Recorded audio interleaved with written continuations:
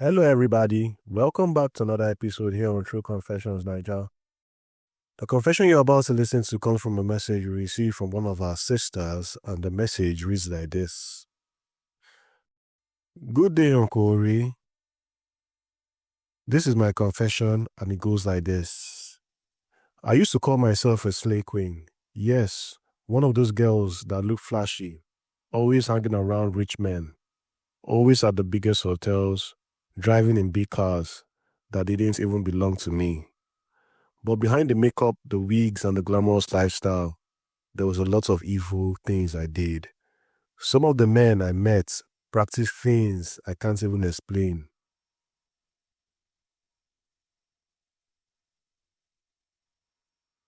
They call them fetishes. Now, let me explain.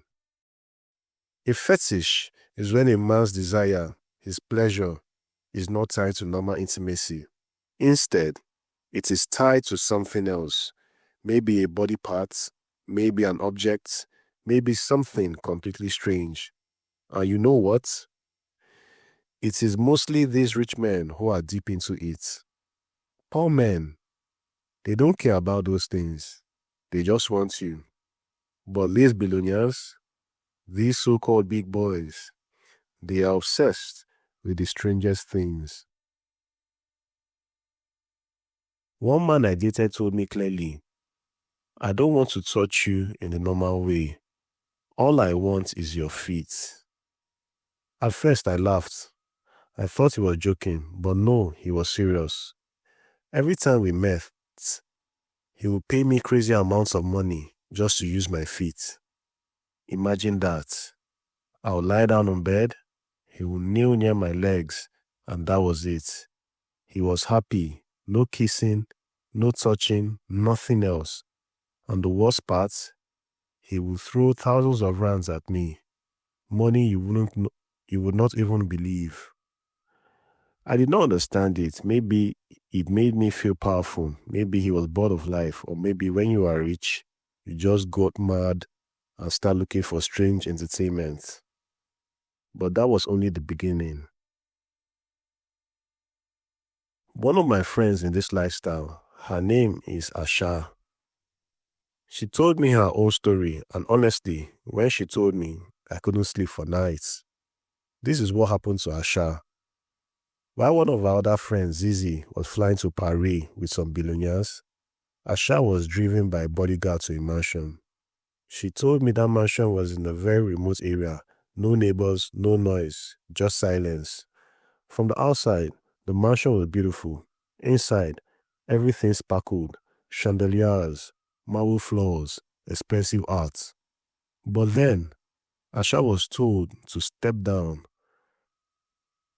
Asha was told to step into another room. She thought it would be another luxurious room. She expected gold, curtains, maybe a king-size bed.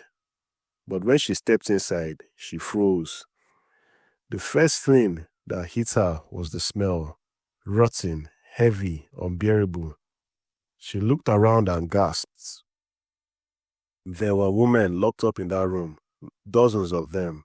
Some were Chinese, some were Latina, some were white, and many were black women, mostly from West Africa. And right there in the middle of the room was a filthy toilet.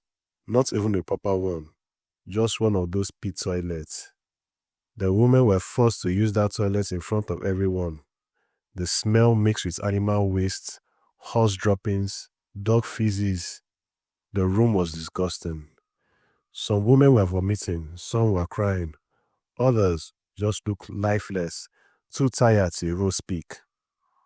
Asha said she wanted to scream, but before she could, a bodyguard walked into with a file in his hand. It was the timetable. One by one, women's names were called, and when your name was called, you were taken away. That day, Asha's name was called. Two bodyguards took her out of the room. They handed her a golden plate, and then they gave her an instruction that almost made her faint. They told her to scoop up some of the animal droppings into that plate. She begged them, she cried, but they didn't care. She had no choice. When she carried that golden plate upstairs, she entered a massive bedroom. Inside were three men, billionaires, smiling, waiting. And then the nightmare began. They did whatever they wanted to her, treated her like an object, and at the end, they forced her to eat from that plate. Can you imagine a human being reduced to that? She said she was kneeling, crying, shaking, trying to chew, and they laughed. Did you die? One of them asked. You didn't die. What doesn't kill you makes you stronger. After hours of abuse, they finally told her to shower. A servant covered her with a blanket, and then the men used her again all night. By 5 a.m., it was over. When she was leaving, one man laughed and said, "Check your account. You are rich now." When Asha checked, she saw 500,000 rands had been transferred. But her handler, Ashraf, only gave her 35,000 rands. When she confronted him, he became violent. She feared for her life. While locked up, Asha met a Nigerian woman. She exchanged numbers with her.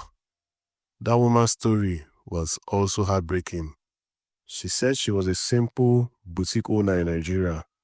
Business was not doing well. One day, she met a rich Arab man at a party. He promised to help her. At first, he gave her dollars. She believed him. Soon, he invited her to Dubai. He gave her a hotel, a visa card. He promised her the world. But then, the card stopped working. She called him, but he said he had left Dubai for China. She was stranded now.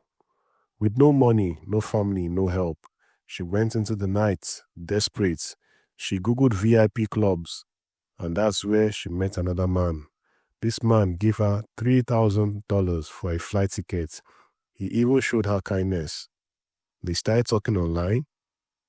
She thought she had found true love, but when he invited her to South Africa, everything changed.